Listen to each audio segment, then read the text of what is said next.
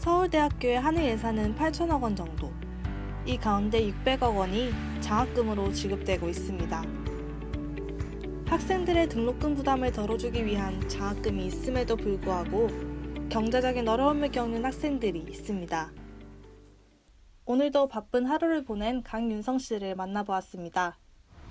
오늘 하루 일과 한 번만 다시 말씀해 주실 수 있어요? 네, 오늘은 아까 오전에는 시험 공부를 하고 그리고 아까 4시 반부터 과외 갈 준비를 한 다음에 이제 여기 도착해서 6시부터 9시까지 과외를 하고 그리고 다시 집에 돌아가서 새벽까지 공부를 할 계획입니다. 경영학과 조유한 씨도 비슷한 상황입니다. 한 일주일에 알바를 보통 얼마나 하세요? 일주일에 주 3번 하고 있고요. 3번 해가지고 4시간 반씩 장학금이 필요한 상황이죠. 딱히 지금 학원 강사를 하고 있긴 한데 학원 강사하면 아무래도 수업 준비도 해야 되고 육체적으로 피곤하기도 하고 그래서 신경 쓸 게 많아가지고 공부할 시간이 다른 학생들에 비해 많이 적은 편이죠. 서울대학교의 장학금은 크게 두 종류로 나누어집니다. 선한인재 장학금과 과별지급 장학금입니다. 선한인재 장학금은 소득 0에서 1분위 학생들에게 매달 30만 원의 생활비를 지원해주는 제도입니다. 과별지급 장학금은 다시 5개로 나누어지는데요. 이 중 성적을 기준으로 지급되는 장학금은 성적우수 장학금과 맞춤형 장학금의 성적우수 항목입니다. 서울대학교의 성적장학금 지급 비율은 서울의 10대 주요 대학 중 2위를 차지합니다. 전체 장학금의 50%에 달하는 성적장학금은 다른 공립대와 비교해도 월등히 높은 수치입니다. 특히 기존 장학금 가운데 소득을 기준으로 주어지던 장학금인 기초생활수급자 대상 장학금은 사실상 폐지된 상태입니다. 제가 와서 보니까 이게 얼마 전부터 제도가 바뀌었는지 기초생활수급자에 대해서는 그냥 뭐 본인이 제때 신청만 했다면 국가장학금이 대체로 나오기 때문에 실질적으로는 기초생활수급자를 대상으로 저희가 한정해서 지급하는 장학제도는 없다. 네, 그렇게 알고 있거든요. 서울대학교의 입장은 국가 장학금을 통해 낮은 소득 분위의 학생들이 대부분 장학금 혜택을 받고 있다는 것인데요. 과연 사실일까요? 저희가 상정하는 저소득층들의 경우에 하위 30%, 이 540만 원 한도를 풀로 지원을 합니다. 전체적으로. 그리고 이제 그것보다 좀 소득이 높아지면 단계적으로 금액이 조금씩 줄어져가는 구조로 설계되어 있어요. 네. 2012년도부터 이제 국가장학금 제도가 도입이 되고 연차적으로 그 예산 지원을 계속 확대해 왔습니다. 아주 높게. 그래서 올해 같은 경우에는 약 4조 원 정도가 됩니다. 윤성 씨는 이러한 상황 속에서 사각지대에 놓여 있습니다. 저희 집이 다자녀 가구에다가 아버지는 무소득층이고 어머니는 지금 교사신데 근데 그럼에도 불구하고 어머니가 공무원이어가지고 이번 학기에 소득분위가 9분위가 나와서 국가장학금을 한 푼도 못 받고 전액 다 돈을 내고 학교를 다니고 있는 상황입니다. 등록금 조달은 어떻게 하고 있을까요? 네, 어머니께서 교사하셔가지고 공무원 연금공단에서 학자금 대출을 받고 있습니다. 다자녀라고 하셨는데 네. 다른 형제들은 장학금을 받나요? 누나 역시 학자금 대출을 받았고 경영학과 학생 유한 씨와 우림 씨도 한국장학재단의 도움을 받지 못했습니다. 실제로 아버지랑 어머니께서는 이제 실이혼 상태이신 지가 꽤 됐는데 두 부모님의 재산이나 이제 수입을 합치면은 장학금들을 받을 수가 없는 그런 소득분이었거든요. 그래서 이제 실제로 어머니랑만 거의 생활을 했었는데 어머니 쪽 수입 자체는 굉장히 적은 편이어서 장학금을 받을 수 있었는데도 신청할 때마다 이제 그 기준 때문에 잘 안 되더라고요. 제 부모님 같은 경우 소득도 전혀 없으신데 사실 부동산이 조금 있으신데 그것도 빚으로 다 잡혀있거든요. 그러니까 실질적으로 그냥 깡통부동산이라고 할 수도 있죠. 그렇다면 서울대가 소득기준 장학금의 비율을 줄여가면서까지 성적장학금을 지급하는 이유는 무엇일까요? 학교 측은 학업을 장려하기 위해서라고 이야기합니다. 그러나 성적장학금이 학업을 장려한다는 주장에 의문을 제기하는 목소리가 많습니다. 김진영 교수의 대학생 학자금 지원의 성과 분석을 보면 학자금 지원 제도와 수혜 학생의 성적 변화에는 상관관계가 없다는 연구 결과가 나와 있습니다. 다른 연구도 있습니다.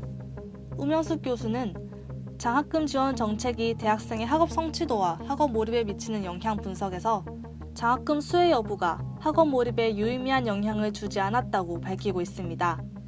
서울대학교의 성적 장학금은 실제로도 학업에 대한 인센티브를 주기 위한 목적으로 도입된 것이 아닙니다. 서울대학교 70년사 책자에 따르면 75년 종합화 이후 사라졌던 성적 장학금이 1982년 다시 도입되었는데 이는 그 당시 학생운동을 하던 대학생들을 고립시키기 위해서였다고 합니다. 학업 장려에 초점을 둔 장학금이 아니었던 겁니다. 책자에서도 장학제도의 장기적 발전에 혼선을 초래한 행보라고 지적하고 있습니다. 다른 대학교의 상황은 어떨까요? 고려대학교의 경우 2015년도부터 성적 장학금을 폐지하고 그 예산 전체를 진리, 자유, 정의 장학금에 배분했습니다. 특히 학생들의 경제적인 상황만을 고려해 지급하는 정의 장학금은 규모가 14억 증가했습니다. 정의 장학금의 경우 국가장학재단의 소득분위 산정 문제를 보완하기 위해 학생들의 사유서를 바탕으로 개인 사정을 고려해 장학금을 지급합니다. 그 결과 기존엔 소득 1에서 2분위 학생들에게만 가던 전액 장학금이 1에서 5분위 학생에게까지 확대되었고 이보다 높은 분위의 학생들도 장학금을 지급받을 수 있게 되어 생활 수준으로 장학금을 받는 학생의 수가 기존에 비해서 982명 증가했습니다. 총영부터 이렇게 변화를 했는데 그 변화의 취지라고 항상 가장 형편이 곤란한 학생들이 중도에 포기하는 경우가 많아서 그 장학금을 좀 현실적으로 그 학생들을 진짜 학생들을 위한 그런 장학제도를 개편해야겠다 그런 생각을 하셔서요. 총장님이 이제 취임하시면서 추진했던 사업입니다. 제일 중요한 거는 성적 장학금을 폐지했다는 거죠. 네. 이제는 성적이라는 개념이라기보다는 학생을 좀 더 인력을 개발하는 데 초점을 맞춘 거죠. 그러니까 지금 국가가 인정하는 소득분위자 외에 그 학생들은 자기가 정말 곤란하다고 느끼는 학생은 저희 따로 선발을 재심 절차나 그런 다른 그 릴레이 장학금이라든가 이런 저희 장학금 제도가 있어서요. 그런 학생들을 다 흡수하고 있습니다. 고려대학교 학생들도 장학금 제도 변화에 대해 긍정적으로 평가하고 있었습니다.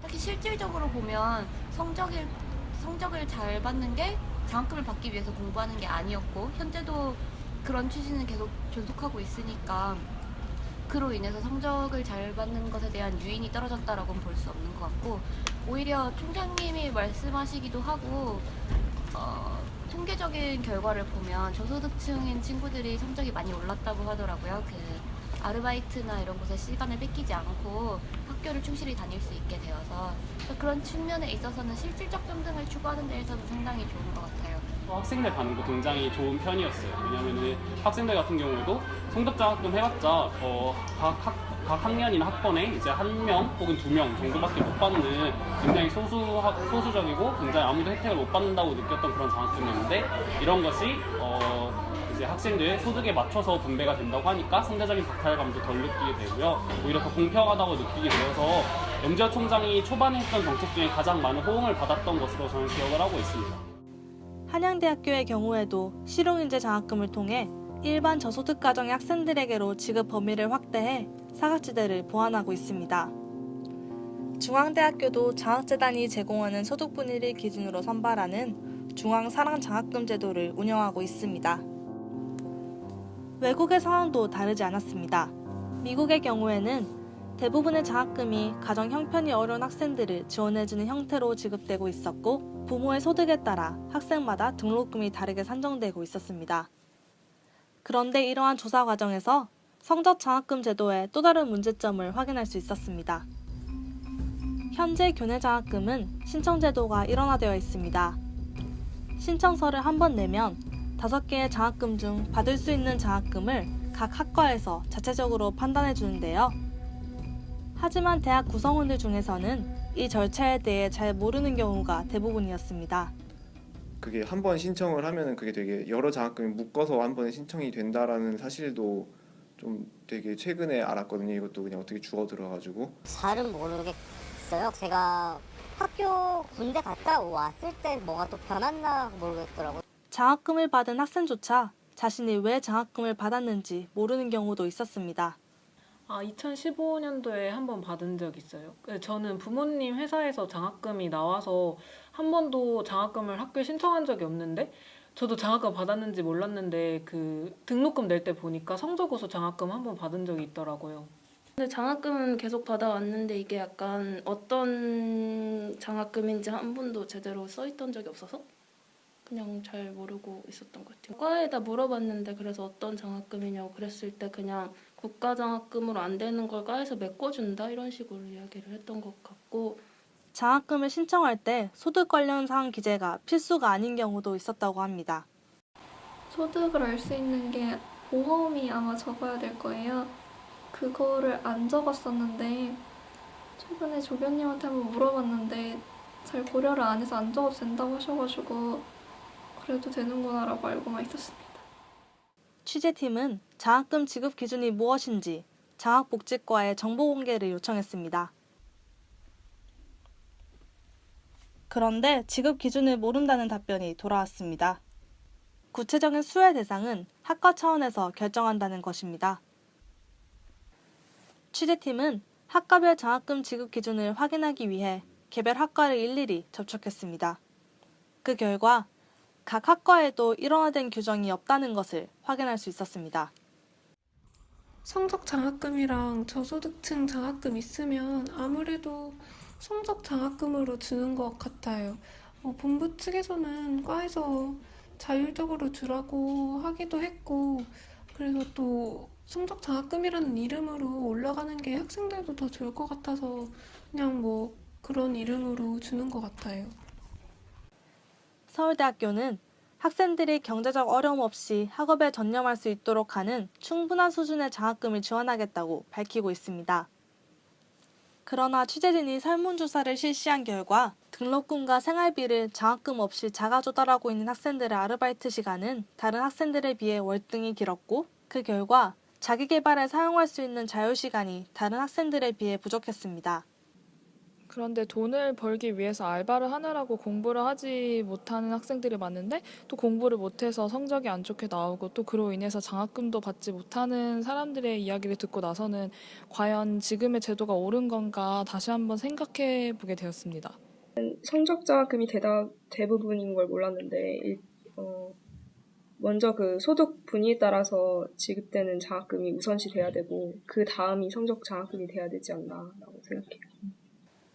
그렇다면 대학의 장학금 지급 제도는 어떠한 방향으로 나아가야 할까요? 만약에 모든 장학금이 이렇게 성적에 기반해서 간다거나 또 성적에 기반한 어떤 장학금을 통해서 경쟁이 조장되는 것은 대학 내에서 적절한 교육의 목표 혹은 교육의 목표를 아주 효과적으로 달성하는데 좀 한계가 있지 않나 이런 생각이 듭니다. 교육이 어떠냐라고 물으면 당연히 교육은 수월성을 목표로 합니다. 그거는 부인할 수가 없어요. 똑같은 걸 가르쳤는데 잘하는 사람하고 모르는 사람들이 있을 거 아닙니까? 문제는 이 다양성이 얼마만큼 대학 내에서 용인이 되느냐는 거예요. 수월성이 강조되다 보면 당연히 특정한 지식 구조 내에서 특정한 분야의 지적 능력이 뛰어난 사람들만 골라낼 수밖에 없습니다. 따라서 대학은 당연히 수월성 교육을 하지만 수월성 교육을 강조하는 만큼 다양하고 또 이 지식의 폭을 넓히고 개념을 확장하는 데 관심을 가져야 됩니다. 그것이 대학 교육의 목적이라고 생각하는 거죠. 장학복지과 측에서도 변화의 필요성은 인지하고 있었습니다. 몇 개월 전에 서울대 장학실무위원회 등에서 소득 기반 장학금의 비중을 늘려야 한다는 의견이 제시되긴 했어요. 근데 사실 장학제도의 기조 변경 등에 대해서는 학내 구성원들 간의 공감대를 형성하고 지속적으로 검토해야 될 것 같습니다. 대학의 등록금은 평균적으로 연간 667만 원입니다. 4년 동안 대학에 다니기 위해 필요한 금액은 약 2,668만 원입니다. 2,668만 원을 벌기 위해 일해야 하는 시간은 최저임금으로 계산하면 4,123시간입니다.